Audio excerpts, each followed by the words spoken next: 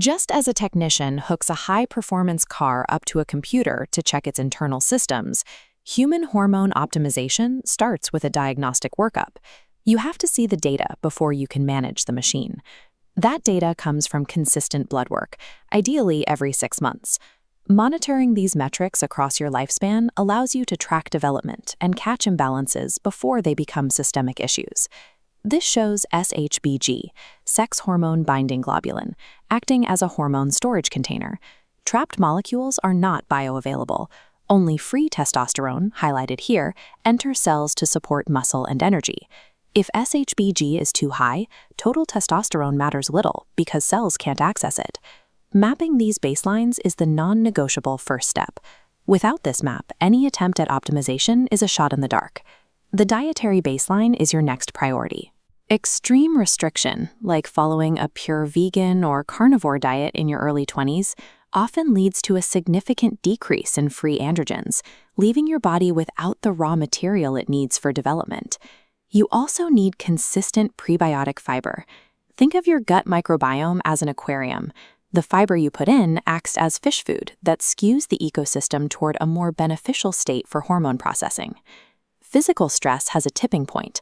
While vigorous exercise is essential, training intensely for longer than an hour regularly can flip the body into a catabolic state, where growth hormone and IGF-1 signaling begin to drop.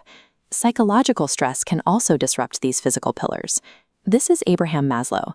His concept of self-actualization, finding and updating your purpose in life, serves as a mental stabilizer that prevents stress from throwing your lifestyle habits out of alignment. These foundational habits create the biological environment necessary for any future interventions to actually take hold. For men whose blood work falls within the normal 300 to 900 nanogram range, but who want to improve their recovery and drive, the next step is natural optimization. This focuses on making your existing hormones more effective. Creatine serves as a backup fuel tank for your mitochondria and increases the conversion of testosterone into DHT. Since it doesn't reach supraphysiologic levels, it typically returns your hormone balance to its natural inclination, rather than forcing a change beyond your biological baseline. This diagram illustrates the role of L-Carnitine. It increases the density of androgen receptors in your cells. Even if your testosterone levels stay the same, having more docking stations means more of that testosterone can bind and go to work.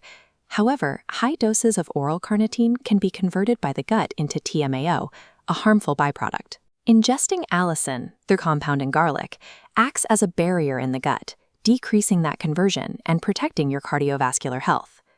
These tools help your body extract maximum utility from the hormones already in circulation by upgrading your cellular response.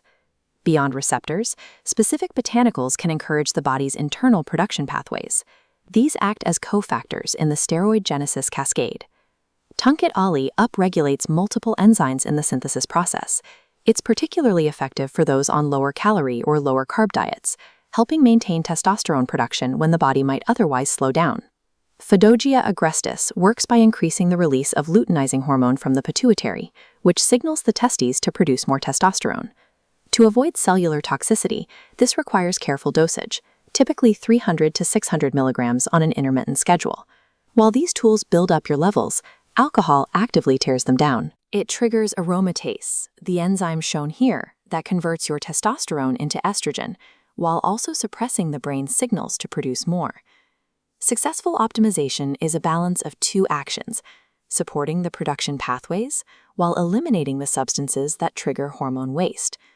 The final tier is medical intervention, which is intended for those with diagnosed biological deficits. In these cases, the goal is to restore what is missing, rather than simply augmenting a healthy system. Modern clinical protocols have moved away from large, infrequent doses. This chart shows the benefit of microdosing, splitting a weekly dose of 100 to 120 milligrams into 2 or 3 smaller injections to maintain a stable, physiologic steady state without the hormonal crashes. Even at these doses, medical intervention requires intense monitoring. If managed incorrectly, it can lead to cardiovascular strain, lipid imbalances, and a complete shutdown of natural fertility. Some use Clomid as a long-term alternative, but it blocks estrogen receptors in various tissues. This can lead to serious side effects, including mood changes and permanent visual disturbances from its impact on the eyes. Medical intervention is a lifelong commitment that requires a high degree of clinical oversight. It is the final option for an engine that can no longer run on its own. There are also highly specific pharmaceutical tools for men who need to protect certain systems, like the prostate or hair, without affecting their entire hormone profile. Physicians sometimes prescribe low-dose tadalafil, around 2.5 to 5 milligrams, to improve blood flow to the prostate and slightly increase androgen receptor density. To address hair loss, many look at DHT blockers. DHT is responsible for male pattern baldness, but it is also a primary driver of motivation and vigor. Oral blockers can sometimes diminish that drive by lowering DHT throughout the entire body. Topical treatments like dutasteride offer a different approach. Because the molecule is larger and absorbed more slowly, it can protect the hair follicles locally while leaving the DHT in your bloodstream largely intact for energy and mood. Hormone optimization follows a clear order of operations: establish a lifestyle foundation, maximize your natural efficiency, and apply medical science for specific needs.